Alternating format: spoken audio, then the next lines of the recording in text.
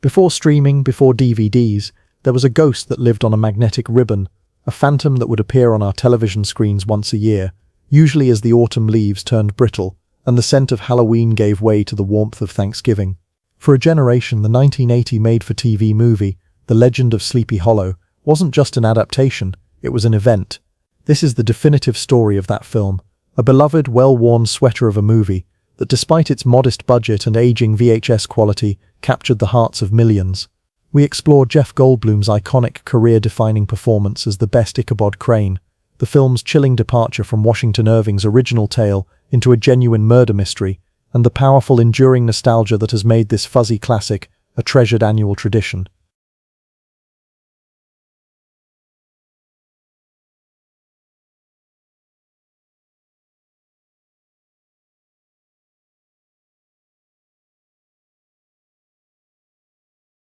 There is a unique and powerful magic woven into the fabric of a made-for-television movie from the 1980s. It's a magic born of limitations. It lives in the soft, slightly fuzzy picture quality, in the earnest, synth-heavy musical scores, and in the cozy, contained worlds they created for us. Worlds that felt both familiar and wonderfully strange. These films were not blockbuster events.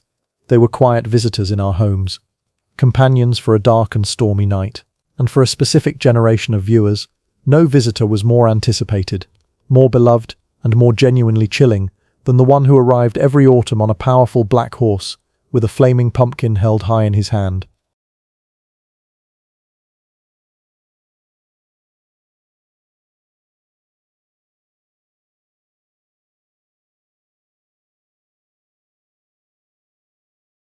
We are talking, of course, about the 1980 NBC television movie, The Legend of Sleepy Hollow. To call it a mere film is to do it a disservice. For those of us who grew up with it, it was a tradition, an annual ritual that marked the true beginning of the holiday season. It was the bridge between the spooky thrills of Halloween and the rustic, historical warmth of Thanksgiving. We would gather as families, the glow of the television screen pushing back the darkness, and for 1 hour and 35 minutes, we would be transported to a world of misty mountains, creaking schoolhouses, and a terrifying, galloping legend.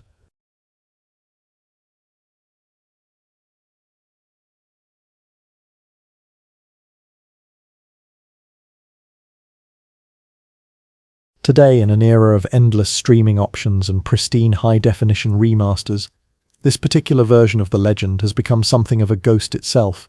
It lives on primarily in fuzzy, well-loved uploads on sites like archive.org, a digital echo of its original VHS tape incarnation.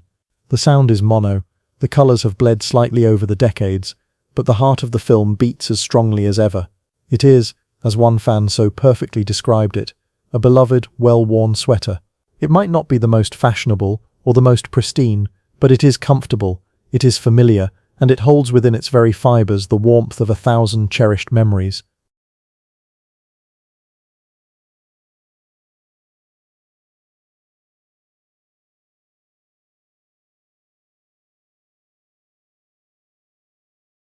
The film opens not with the drowsy, dreamy influence of Irving's autumnal New York, but with a scene of stark, rugged beauty that immediately sets it apart. The mountains of Utah, standing in for the Catskills, create a sense of profound isolation. This isn't a sleepy, prosperous Dutch valley. This is the frontier. The world feels bigger, wilder, and more dangerous. The decision to film during a time when snow still dusted the peaks and the ground was hard with frost lends a unique, chilling atmosphere to the entire production. This is a cold, brittle, sleepy hollow, a place where the warmth of a fireplace is not a luxury, but a necessity for survival.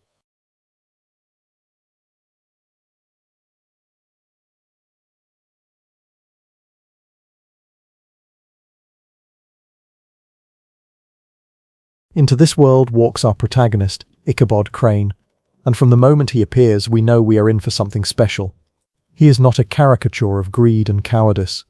He is Jeff Goldblum, on the cusp of stardom, in a performance that is nothing short of iconic. Every fan of this film remembers it with a crystal clarity. The long, lanky frame, the perpetually bobbing Adam's apple, the nervous, stammering speech, the way he would punctuate his sentences with a sudden bird-like squawk of anxiety or excitement.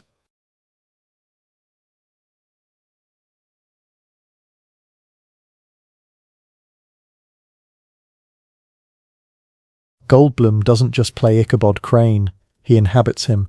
He captures the character's awkwardness, his scholarly vanity, and his profound superstition, but he infuses him with a deep, endearing humanity.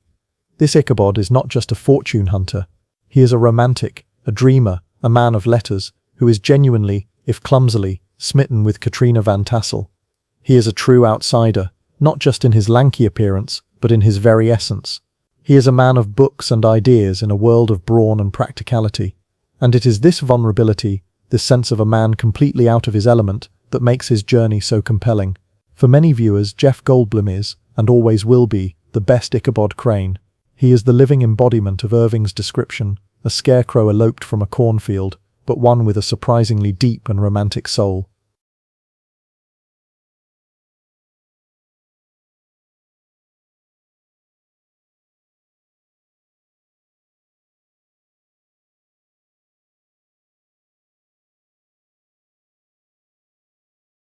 At the heart of any telling of the Sleepy Hollow legend is the love triangle between Ichabod, Katrina, and the town hero Brom Bones. But where the original story presents this as a simple rivalry between a greedy outsider and a boorish local, the 1980 film elevates it into a genuine human drama, filled with nuanced characters and sparkling, witty banter.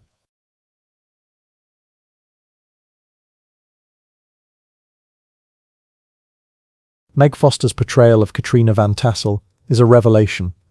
She is not the passive, coquettish prize of Irving's tale. She is intelligent, independent, and possessed of a quiet strength. She is genuinely intrigued by Ichabod's intellect and his gentle, if awkward nature. She sees past his comical exterior to the sensitive soul within. Her affection for him is not a ploy to make Brom jealous. It is real. This creates a genuine, lovely romance that gives the story a powerful emotional core. We root for them, we want them to succeed, which makes the inevitable intrusion of the legend all the more terrifying.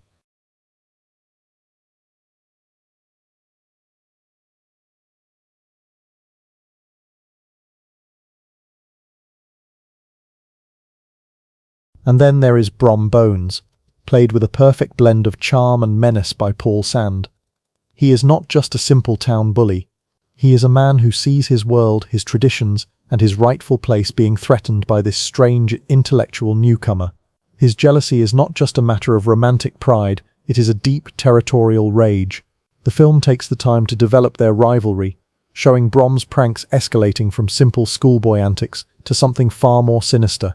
The banter between the characters is sharp and witty, a testament to the clever teleplay, but beneath the surface, a dangerous current of jealousy and obsession begins to flow.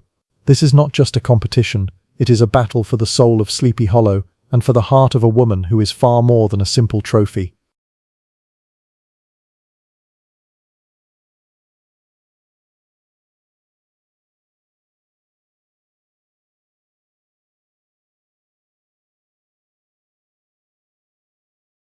Surrounding our central trio is the town of Sleepy Hollow itself, and the film excels at creating a sense of a real, lived-in community. The townspeople are not just background figures, they are a collection of superstitious, well-meaning, and deeply interconnected individuals. The film is filled with wonderful character moments, the gossiping wives, the stern-faced but ultimately kind-hearted farmers, the wide-eyed children in the schoolhouse. We come to know these people, to understand their beliefs and their fears.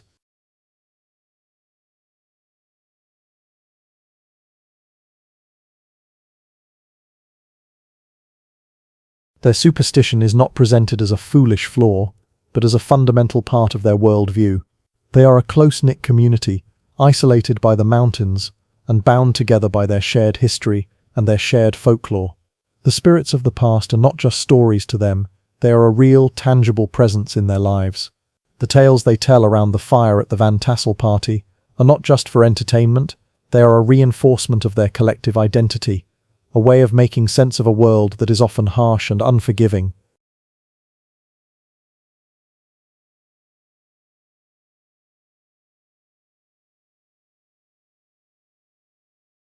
This deep sense of community is crucial to the film's success. It grounds the supernatural elements in a believable human reality. When the horror begins, it is not just happening to Ichabod Crane. It is an assault on the entire community. a violation of the cozy, predictable world they have built for themselves. The excellent costuming, the detailed sets, and the authentic feeling dialogue all work together to transport the viewer to this specific time and place, making the eventual intrusion of the Headless Horseman all the more jarring and terrifying.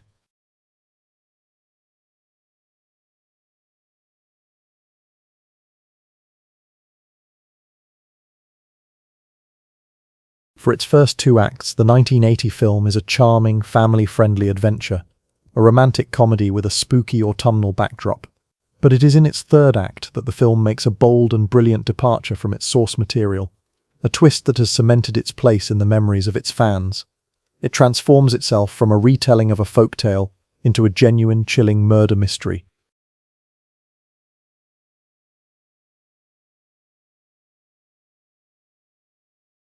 In Washington Irving's story, the fate of Ichabod Crane is left deliberately ambiguous.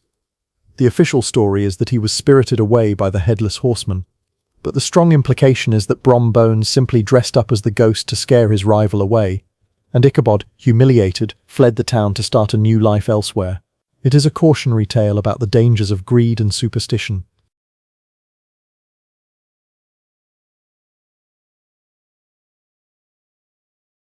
The 1980 film rejects this rational explanation. In this version of Sleepy Hollow, the ghost is real. But more than that, the film introduces a new, terrifying question. Was Ichabod Crane the horseman's only victim? The film cleverly weaves in elements of a genuine thriller. It introduces a subplot about a mysterious death that occurred years ago, a story that the town has tried to forget. It hints at dark secrets and old sins that have been buried but not forgotten. The poltergeist activity mentioned in the film's description is not just a random spooky occurrence. It is a clue, a piece of a larger, more sinister puzzle.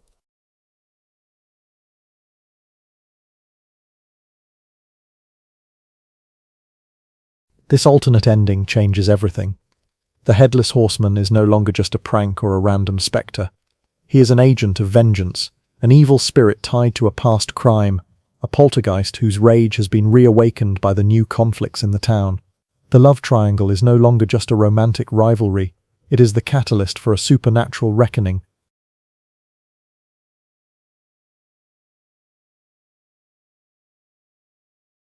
This shift in genre is what makes the film so memorable. It lulls the audience into a sense of cozy autumnal comfort, and then, in its final moments, it pulls the rug out from under them, revealing a story that is darker, more complex, and far more terrifying than they expected. It is this brave narrative choice that elevates the film from a simple adaptation to a classic in its own right.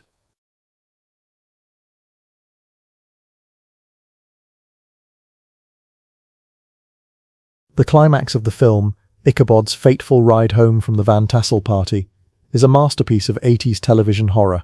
The haunting, synth-heavy musical score, which has been bubbling under the surface for the entire film, now comes to the forefront, a pulsing electronic heartbeat of dread.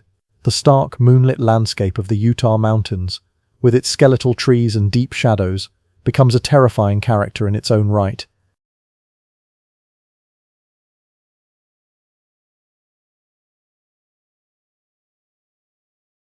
The chase itself is a brilliant piece of practical filmmaking.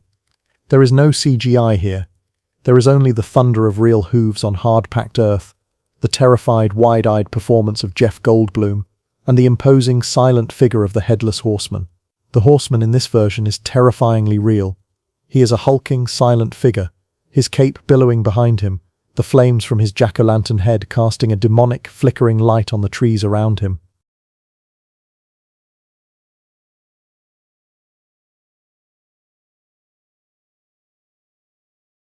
The film builds the suspense masterfully. The strange sounds in the woods, the snapping of a twig, the hoot of an owl that sounds almost like a warning, and then the first glimpse of the dark rider, a silhouette against the moon. The chase is a raw, visceral experience. We are on the back of the horse with Ichabod, feeling his panic, his desperation, his heart-stopping terror, as the silent, relentless phantom gains on him.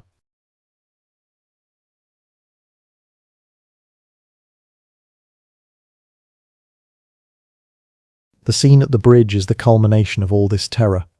The final desperate gallop for safety. The backward glance, the horrifying sight of the horseman raising his arm to hurl his flaming head. It is a moment that has been seared into the memory of every child who watched it. A perfect blend of adventure, mystery, and pure, unadulterated horror.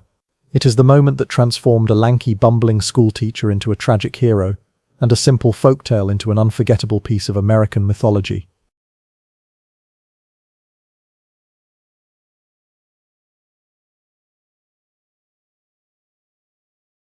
The strong and recurring sentiment among its fan base is a desperate plea for a digital remaster and a DVD or Blu-ray release. They want to preserve this piece of their childhood, to share it with new generations in the best possible quality. It is a testament to the film's enduring power that, even after 4 decades, the demand for it remains so strong.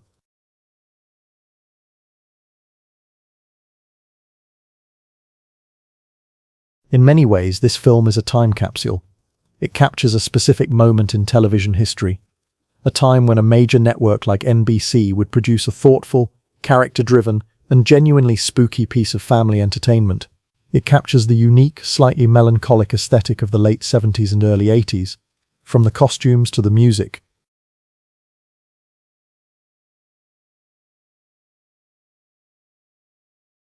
And most importantly, it captures the raw, electrifying talent of a young Jeff Goldblum, creating a character so endearing, so human, and so perfectly awkward that he has become, for many, the one and only Ichabod Crane.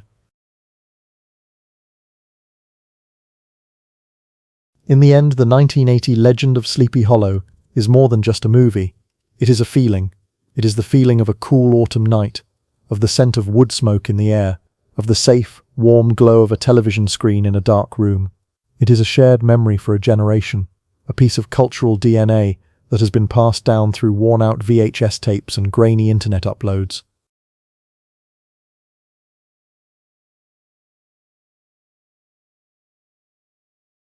It may not be the most faithful adaptation of Washington Irving's story, but it is, perhaps, the one with the most heart. It took a simple folktale and transformed it into a story of real human emotion, of love, of jealousy, of fear, and of a community bound together by its own dark legends.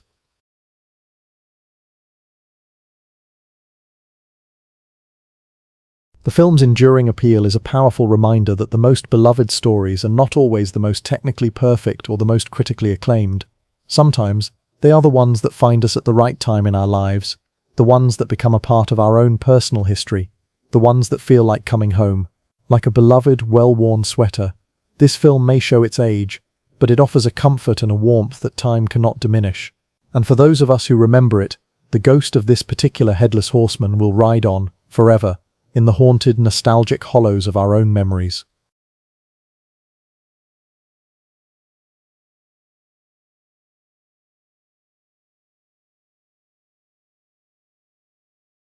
To fully appreciate the unique texture and enduring charm of the 1980 Legend of Sleepy Hollow, one must understand the cinematic DNA of its production company, Sun Classic Pictures.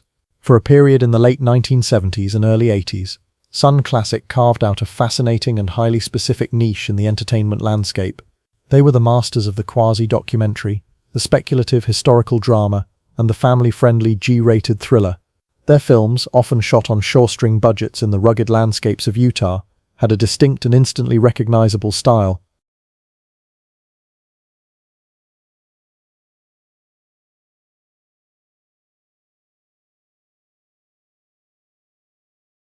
Titles like The Lincoln Conspiracy, In Search of Noah's Ark, and Beyond and Back were hallmarks of the Sun Classic brand. They blended historical fact with wild speculation, often using a what-if narrative approach that treated legends and conspiracies with a serious, almost academic tone. This unique methodology is the secret ingredient that gives the 1980 Sleepy Hollow its particular flavor.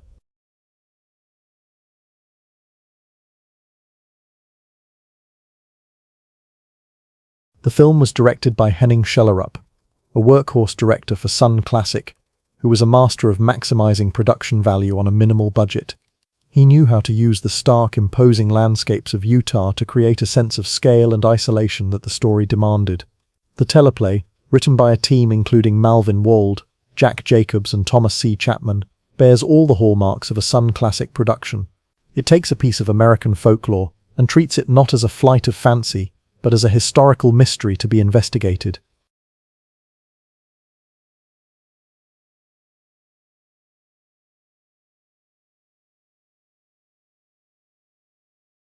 This is why the film's departure into a murder mystery feels so natural. It's not just a random twist, it is the Sun classic method applied to Washington Irving. The question is no longer was the ghost real, but rather what historical crime gave birth to this spectral entity. The film introduces the idea that the Headless Horseman is not just a random Hessian soldier, but a specific wronged spirit with a motive, a ghost tied to a dark secret in the town's past. This transforms the legend from a simple haunting into a piece of historical detective work, with Ichabod Crane as the unwitting investigator.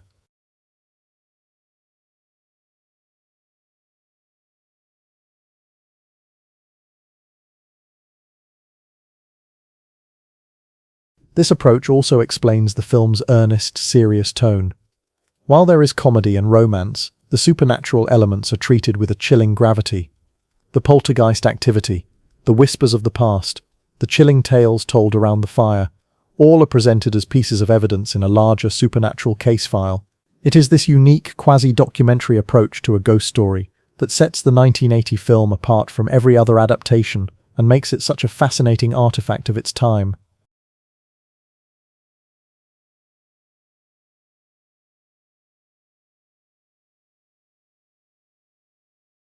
No discussion of this film would be complete without a deep appreciation for its musical score. The music is a perfect time capsule, a haunting and distinctly 80s symphony of synthesizers, orchestral swells and melancholic piano melodies. It is a sound that is instantly recognizable to anyone who grew up with the film, a sonic trigger for a flood of nostalgic memories.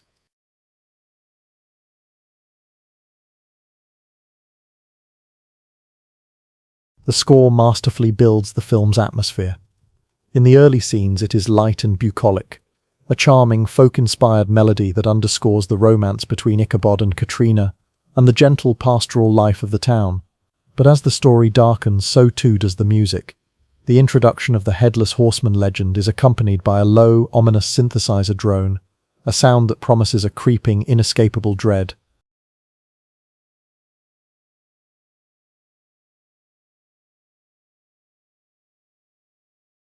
The theme for the Headless Horseman himself is a masterwork of 80s horror scoring. It is not a grand orchestral theme, but a pulsing, rhythmic electronic beat that mimics the relentless, terrifying gallop of the Phantom's horse. It is a sound that is both primitive and futuristic, a perfect sonic representation of an ancient horror invading the world.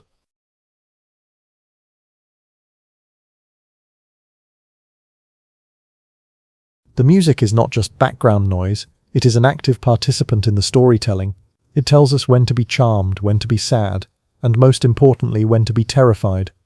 The score's ability to create a sense of both cozy, autumnal warmth and chilling, supernatural dread is one of the key reasons for the film's enduring emotional power. It is a sound that for many has become synonymous with the feeling of the Halloween season itself.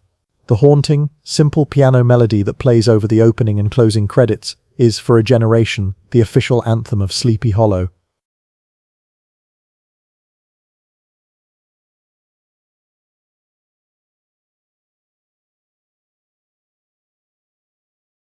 The music is not just background noise, it is an active participant in the storytelling. It tells us when to be charmed, when to be sad, and most importantly, when to be terrified. The score's ability to create a sense of both cozy autumnal warmth and chilling supernatural dread is one of the key reasons for the film's enduring emotional power. It is a sound that for many has become synonymous with the feeling of the Halloween season itself. The haunting, simple piano melody that plays over the opening and closing credits is for a generation the official anthem of Sleepy Hollow.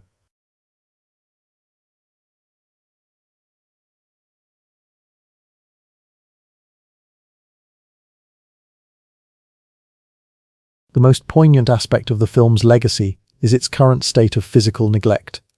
In an age where even the most obscure cult films are receiving pristine 4K restorations, the 1980 Legend of Sleepy Hollow remains a digital ghost trapped in the amber of its old VHS and television broadcast formats.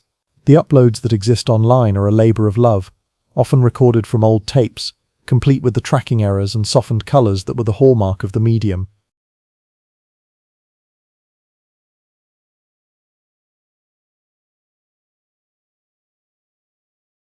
This has created a powerful, grassroots movement among its fan base, a collective cry for a proper remaster and official release. Social media groups, online forums, and comment sections are filled with fans sharing their memories of the film and lamenting its current, low-resolution state. They are not just asking for a product, they are fighting for the preservation of a cherished piece of their own history.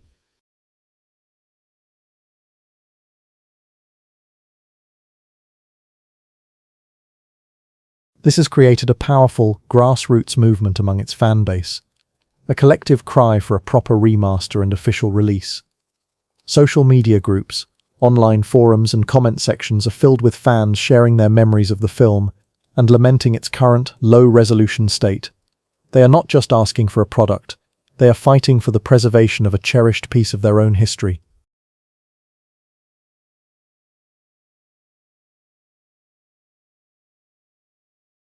The fact that the film has been uploaded to sites like archive.org for educational purposes and posterity speaks to its unique status. It is treated less like a commercial product and more like a historical document, an important piece of television history that must be preserved before it fades completely. It is a film that has been kept alive not by a corporation, but by the sheer, stubborn love of its audience.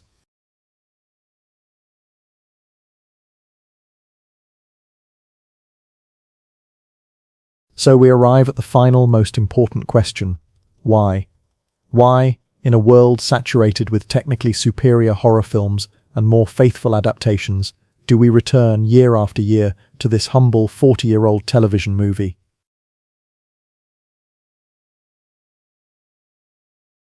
The answer is as complex and as simple as nostalgia itself. We watch because the film is a direct link to a specific time in our lives. A time of family gatherings and the innocent, delicious thrill of a good ghost story. We watch because Jeff Goldblum's performance is a lightning-in-a-bottle moment of perfect casting. A character so endearing and real that we feel we know him personally. We watch because the film's unique blend of romance, mystery and horror creates a perfect autumnal comfort food. A story that is both cozy and genuinely chilling.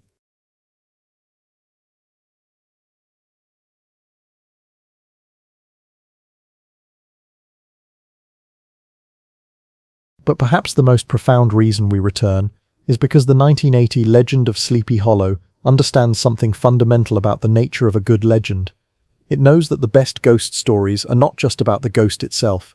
They are about the community that tells the story, the human emotions that give the ghost its power, and the dark historical truths that often lie buried beneath the folklore.